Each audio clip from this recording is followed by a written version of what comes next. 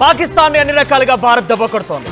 ఇప్పటికే పాకిస్తాన్ కి సంబంధించిన అనేక మందిని భారతీయులు దేశంలో ఉన్నటువంటి ఆ పాకిస్తాన్ సపోర్టర్స్ ని పాకిస్తానీలని ఇక్కడి నుంచి వెళ్ళిపోవాల్సింది 48 గంటల ఆదేశాలు జారీ చేసినప్పటికీ ఇంకా భారతదేశంలో ఉంటూనే పాకిస్తాన్ కి సపోర్ట్ చేసేటువంటి కొన్ని యూట్యూబ్ ఛానల్ని కొంతమంది వ్యక్తులని సైతం ఇక్కడి నుంచి పంపించేందుకు సిద్ధమైంది.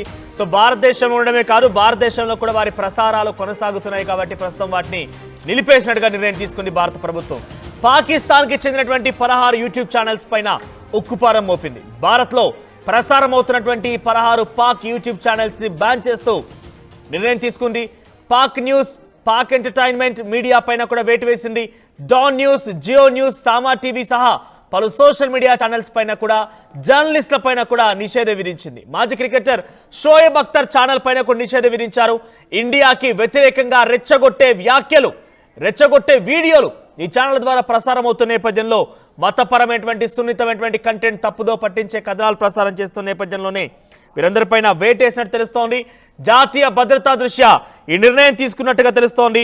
16 యూట్యూబ్ ఛానళ్ల పైన ప్రస్తుతం ఇండియాలో బ్యాన్ విధించారు. ఇప్పటికే పాక్ అధికారిక ఎక్స్ ఖాతాను కూడా భారత్ ఇప్పటికే నిలిపివేసింది. ఒకసారి మనం ఆ ఛానల్ సంబంధించి మీరు కూడా చెక్ చేయవచ్చు. దాంట్లో ఎటువంటి ఇన్ఫర్మేషన్ మనం చూడడానికి వీల్లేదు. ఇప్పుడు ప్రజెంట్ అది ఒకవేళ మనం క్లిక్ చేసినా కూడా this content is currently banned in India అని మాత్రమే వస్తోంది. సో వాటికి సంబంధించి ఆ లిస్ట్ ఏంటంటే డాన్ న్యూస్ అనేది DAWN న్యూస్, ఇర్షాద్ భట్టి, తర్వాత Samaa TV, ARY news, Bol news, Raftar, the Pakistan reference, Geo news, Samaa sports, GNN, Uzair cricket, Umar Cheema exclusive, Asma Shirazi, Muneeb Farooq, Suno HD news, రాజీనామా. ఈ 16తో పాటుగా షోయబ్ అఖ్తర్ అనేటువంటి ఒక ఛానల్ కూడా ఉంది. ఆయన కూడా షోయబ్ అఖ్తర్ పాకిస్తాన్ మాజీ క్రికెటర్. ఆయన కూడా తన యొక్క సోషల్ మీడియా యూట్యూబ్ ఛానళ్ల ద్వారా పాకిస్తాన్కి సపోర్ట్ చేస్తూ భారతదేశం పైన విద్వేషపూరితమైనటువంటి వ్యాఖ్యలు చేస్తున్నారు. కాబట్టి ఆయన ఛానల్ని కూడా బ్యాన్ చేస్తుందని తీసుకుంది. 16 ఛానళ్ల పైన వేటేసింది భారత ప్రభుత్వం. ఈ నేపథ్యంలో ఒక్కసారిగా అసలు పాకిస్తాన్ నుంచి ఏ మాదిరిగా కూడా అటు భారతదేశానికి రెచ్చగొట్టే విధంగా వ్యాఖ్యలు కానివ్వండి ఎటువంటి తావు లేకుండా చేస్తున్న పరిస్థితి కనబడుతోంది. సో ప్రజెంట్ పాకిస్తాన్ని అష్ట దిగ్బంధనం చేసింది భారత్ అన్ని వైపులా. అటు ఆ యుద్ధ రీత్యా చుట్టుముట్టడమే కాకుండా కనీసం పాకిస్తాన్కి ఎటువంటి అవకాశం కూడా ఇవ్వకుండా అటు సైబర్ పరంగా కూడా అంటే ఛానల్స్ పరంగా కానివ్వండి ఇంకా సోషల్ మీడియా పరంగా కానివ్వండి పూర్తిగా బ్లాక్ చేసింది. ఇది ఇక్కడితో ఆగుతుందా? ఇంకా చాలామంది కూడా పాకిస్తాన్ సపోర్టర్స్ సోషల్ మీడియా ఖాతాల్లో పోస్టులు పెడుతున్నారు, కామెంట్స్ చేస్తున్నారు, పాకిస్తాన్ గురించి పొగుడుతూ భారతదేశంలో మాట్లాడుతున్నారు. స్లీపర్ సెల్స్గా ఇంకా భారతదేశంలో చాలామంది ఉండే అవకాశం కూడా ఉంది కాబట్టి వారిపైన కూడా చర్యలు తీసుకుంటారు. ఎలా ఉండో చూడాల్సిన అవసరం అయితే ఉంది. దీనిపై మరిన్ని అప్డేట్స్ శిల్పా అందిస్తారు. శిల్ప, సో ఏంటి 16 ఛానల్స్ పైన వేటేస్తూ 16 ఛానల్స్ పైన కొంత నిషేధం విధిస్తూ భారత ప్రభుత్వం నిర్ణయం తీసుకుంది. కానీ ఇక్కడ అఫీషియల్గా ఉన్న ఛానల్సే కాకుండా అన్అఫీషియల్గా చాలామంది ఇండివిజువల్స్ కూడా వివిధ రాష్ట్రాల నుంచి కామెంట్స్ చేస్తున్నారు, పాకిస్తాన్ జిందాబాద్ అంటూ మాట్లాడుతున్నారు, అనేక రకాలుగా మాట్లాడుతున్నారు. కాబట్టి వారందరిపైన ఎటువంటి చర్యలు ఉండే అవకాశం ఉంది? కేవలం ఈ ఛానల్ వరకే ఆగిపోతారా లేకపోతే తదుపరి యాక్షన్ కూడా ఉండే అవకాశం ఉందా?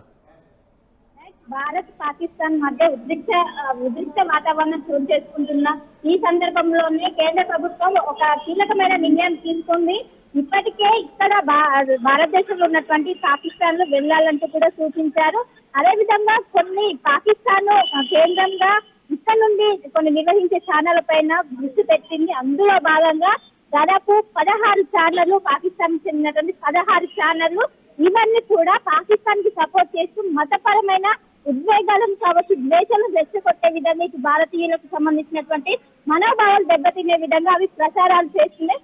సో దీనిపైన దృష్టి పెట్టినటువంటి భారత ప్రభుత్వం వెంటనే వాటిని గుర్తించి రిస్టోర్ చేసి ప్రస్తుతం 16 వరకు పూర్తిగా బ్యాన్ చేసి మనం ఛానల్లో యూట్యూబ్ లోకి వెళ్ళి ఆ ఛానల్ సంబంధించి సెర్చ్ చేస్తే దీని ప్రస్తుతం భద్రతా దృష్ట్యా వీటిని క్లోజ్ చేసామంటూ కూడా మనకు అక్కడ ఒకటి కంటెంట్ దానికి సంబంధించినటువంటి ఒకటి డిస్క్రిప్షన్ కూడా వచ్చిన పరిస్థితి కనిపిస్తుంది. సో ఇప్పటికే గడువు కూడా ఇంకోవైపు పాకిస్తాన్ ఎవరైతే భారతదేశంలో కావచ్చు ఇటు నగర వ్యాప్తంగా కూడా చాలా మంది పాకిస్తాన్ ఇక్కడ తలదాచుకున్నారు. వాళ్ళు వెంటనే దేశం విడిచి వెళ్ళిపోమనంటూ కూడా కీలక ఆదేశాలు జారీ చేశారు.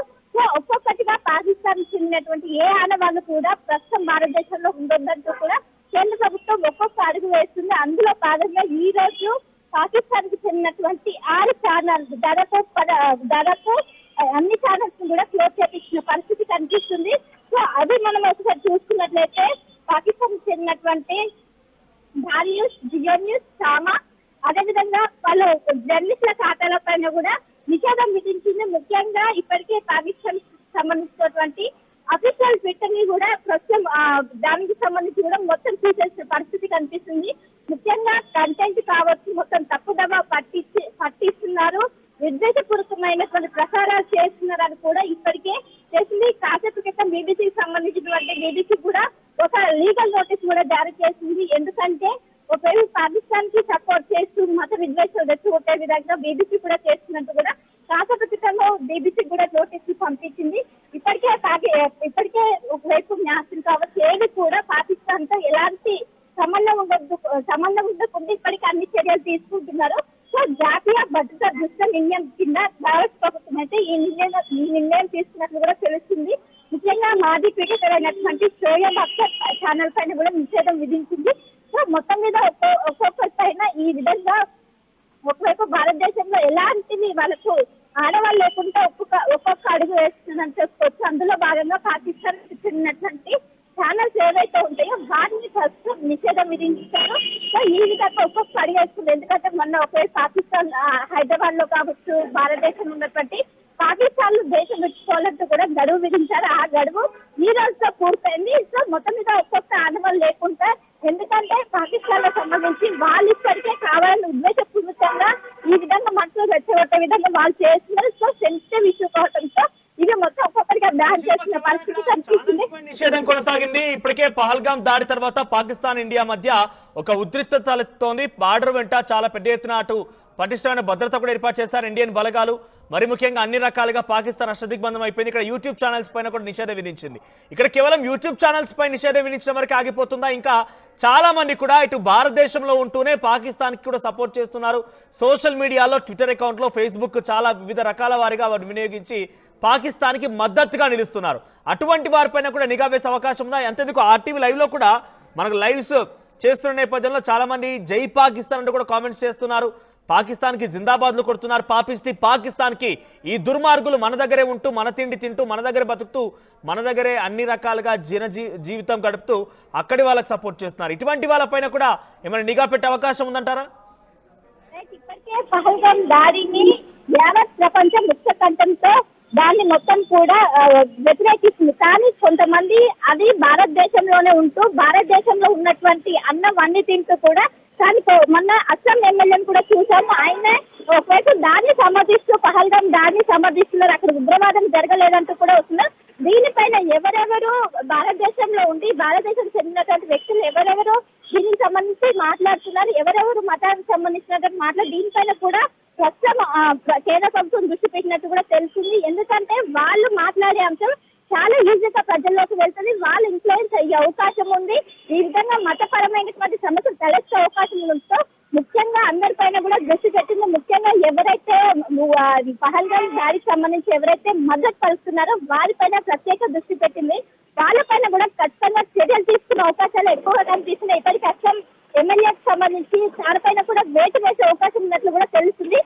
మొత్తం మీద ఎవరైతే పహల్గాం దాడికి భారతదేశంలో ఉంటూ వాళ్లకు ఎవరైతే సపోర్ట్ చేస్తున్నారో వాళ్ళపైన ఖచ్చితంగా చర్యలు తీసుకునే అవకాశం కనిపిస్తుంది. వాళ్ళపైన ప్రత్యేక దృష్టి పెట్టారు. ఇప్పటికే ఒక లిస్టు కూడా తయారు చేస్తున్నట్లయితే తెలుస్తుంది. అందులో భాగంగా ఇప్పటికే మాజీ క్రికెటర్ సంబంధించి కావచ్చు అన్ని కూడా ఎలాంటి ఆనవాళ్ళు లేకుండా ఇప్పటికే ప్రస్తుతం అయితే చేస్తున్న పరిస్థితి కనిపిస్తుంది. సో మొత్తం మీద ఒక రోజుకొక కీలక నిర్ణయం తీసుకుంటుందని చెప్పుకోవచ్చు. ఇప్పటికే భారతదేశంలో ఉన్నటువంటి పాకిస్తాన్ వెళ్ళిపోవాలంటూ దానికి సంబంధించినటువంటి గడువు కూడా పూర్తయింది. ఎవరైతే లాంగ్ టర్మ్ కావచ్చు, షార్ట్ టర్మ్ వీసాలు ఉంటాయో వాళ్ళందరూ కూడా వెళ్ళిపోవాలంటూ ఇప్పటికే కీలక నిర్ణయం తీసుకుంది. వాళ్ళని కూడా బార్డర్ దాటి వెళ్ళిపోవాలంటూ సూచించారు. సో రోజుకో నిర్ణయం తీసుకుంటూ ఎలాంటి ఆనవాళ్ళు లేకుండా దట్టు భారతదేశంలో ఉండి మతపరమైన ప్రసంగాలు చేస్తూ అటు పాకిస్తాన్ కి సపోర్ట్ చేసే వాళ్ళపైన ప్రత్యేక దృష్టి పెట్టి వాళ్ళపైన ఖచ్చితంగా సీరియస్ గా అయ్యే అవకాశం స్పష్టంగా కనిపిస్తుంది. ఎందుకంటే ఇప్పుడు ఇది నేషనల్ వైజ్ గా ఒకటి కావడంతో కేంద్ర ప్రభుత్వం ప్రత్యేకమైన దృష్టి పెట్టింది. మొత్తం ఎలాంటి ఇబ్బందులు రానున్న రోజుల్లో ఇలాంటి దాడులు జరగకుండా ఇప్పుడు ప్రత్యేక దృష్టి పెట్టింది. ఎందుకంటే ఎలాంటి విషయం బయటకు వచ్చినా కూడా జనాలు ఇప్పుడు ప్రస్తుతం భయాందోళనలో ఉన్నారు, నమ్మే విధంగా ఉన్నారు. సో తీసుకునే అవకాశం వస్తే ఎక్కడికక్కడ నిఘా పెట్టారు. ప్రత్యేకమైన ఒకవైపు అన్న భారతదేశం మొత్తంలో కూడా ఎక్కడికక్కడ నిఘా పెట్టి ప్రత్యేక బృందాలను ఏర్పాటు చేశారు. ముఖ్యంగా ఎక్కడికక్కడ ఏ నగరానికి సంబంధించి ఎవరెవరు పాకిస్తాన్ కి మద్దతుగా పలుకుతున్నారు అనేది కూడా లిస్టు తయారు చేసి వాళ్ళపైన సీరియస్ యాక్షన్ తీసుకునే అవకాశం అయితే స్పష్టంగా కనిపిస్తుంది. సో మొత్తం మీద పాకిస్తాన్ కి చెందినటువంటి 16 యూట్యూబ్ ఛానల్స్ పైన ప్రస్తుతం వేటు వేసింది. సో కంప్లీట్ గా నిషేధం విధించింది. అదేవిధంగా నిన్న పాకిస్తాన్ కి చెందినటువంటి ఎక్స్ వేదికను పూర్తిగా భారతదేశంలో బ్యాన్ చేసింది. ఎట్టి పరిస్థితుల్లో కూడా అవి ఇక్కడ ప్రసారం అవటం వల్ల ఒకవైపు మత విద్వేషం రెచ్చగొట్టే విధంగా వాళ్ళు ఒకవైపు మొత్తం తప్పుదోవ పట్టిస్తున్న. సో వీటినన్నిటిని దృష్టిలో పెట్టుకొని జాతీయ భద్రత దృష్ట్యా ఒక్కొక్క నిర్ణయం తీసుకుంటుందని చెప్పుకోవచ్చు కేంద్ర ప్రభుత్వం.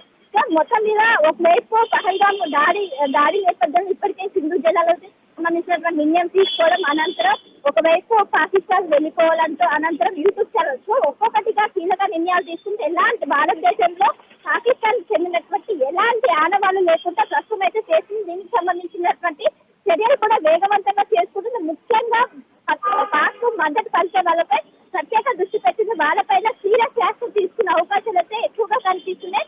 సో మొత్తం మీద ఇప్పటికే లిస్ట్ అవుట్ కూడా తయారు చేసినట్టయితే ప్రస్తుతం తెలుస్తుంది. సో ఇది కీలక పరిణామం అనేది చెప్పుకోవచ్చు మనం.